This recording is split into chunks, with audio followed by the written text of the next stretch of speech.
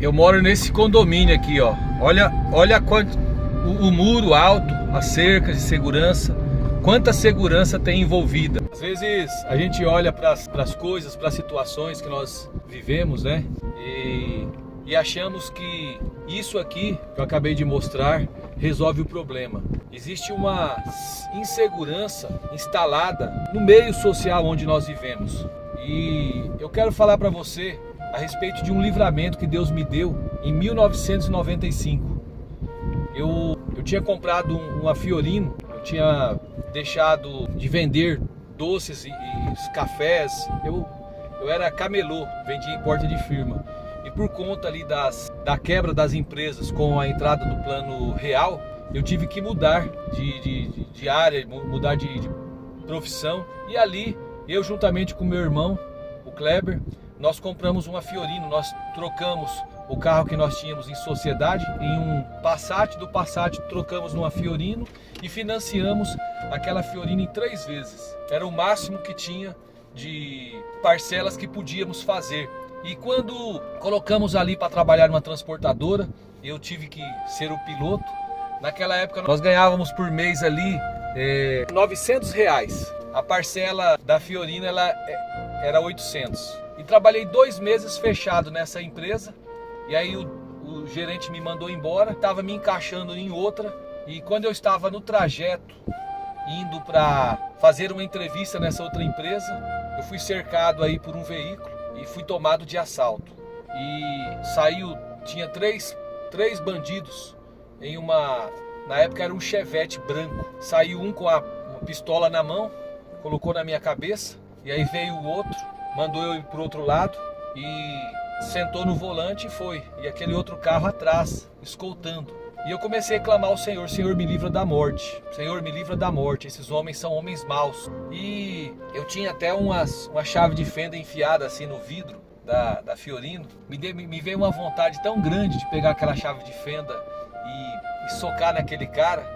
Mas eu não sabia o que estava atrás, eu não podia olhar para trás. Foi difícil. Foi uma prova muito grande que eu passei naquele dia, né? E quando chegou em uma região de Matagal, antigamente tinha um hospital chamado Santa Terezinha, que ficava no bairro dos Pimentas, divisa ali com São Miguel Paulista. Era o hospital da nitroquímica, né? E aí me largaram naquele matagal. E eu saí correndo atrás e fui perseguindo, correndo, até que perdi de vista o carro. E ali se foi o sonho, né? O sonho do sucesso, o sonho do trabalho. Foi uma fase muito difícil que eu passei na minha vida. E eu coloquei no coração: Senhor, o Senhor vai mudar a minha sorte. Para pagar aquela prestação, eu ainda tinha mais uma prestação para ser paga e não tinha dinheiro para pagar aquela prestação. Não tinha mais serviço. E até peguei emprestado o carro do pastor Carlos Irã, que era uma Brasília, para rodar atrás, né? E localizar aquela Fiorino. E deixei um dos meus irmãos com ela. Ele foi no serviço, quando estava lá na porta do serviço, ele foi dar tchauzinho pro pessoal, se exibir, né? E ele era PM. E ele acabou batendo essa Brasília, afundou a traseira de um Gol. E eu tive que entregar o carro pro pastor. Já não tinha o dinheiro para pagar a prestação do carro, já não tinha o dinheiro para pagar, não tinha também o dinheiro para pagar ali o conserto da Brasília. Mas Deus foi generoso comigo. Eu orei: Senhor, o que eu vou fazer da minha vida agora? Olha só, perdi um carro, meu irmão bateu, agora eu tenho que devolver o carro, não posso deixar o carro nessa condição. E orei ao Senhor. Eu tinha comprado uma máquina de sorvete, uma picolezeira. Eu até falei isso em um dos testemunhos meus atrás, né? E aquela picolezeira, eu chamei o pastor Carlos Irã e falei: pastor, eu não tenho como pagar. O conserto lá da Brasília dele ficou em R$1.200 na época. E aí eu falei para ele assim: ó, eu tenho essa picolezeira, ela vale R$1.500. Se o senhor puder, né, pegar e o senhor pagar lá o conserto, eu vou dar essa picolezeira pro irmão. E aí ele deu uma risada para mim e falou assim: Claudemir, fica em paz, pode dar aqui. Aí ele pegou aquela máquina de fazer picolé e ficou com ela. E pagou lá o irmão que consertou a Brasília dele, né? E a prestação do carro, como que eu fiz para pagar? Eu tinha o freezer, então eu tinha a picolezeira e tinha o freezer para fazia o picolé e colocava ali dentro, né? E consegui vender o freezer, e com o dinheiro do freezer eu paguei a última prestação do carro que eu já não tinha mais. Chorei muito nos pés do Senhor. Eu fui para os pés do Senhor. Senhor, o que vai ser da minha vida de agora para frente?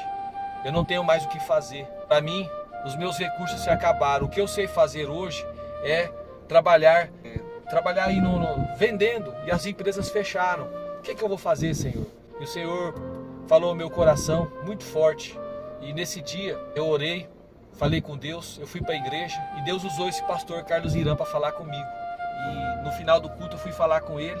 Ele estava no púlpito, eu embaixo, ele liberou uma palavra profética na minha vida, falando assim, ó, vai que o Senhor é contigo. Ele nem sabia o que eu ia fazer.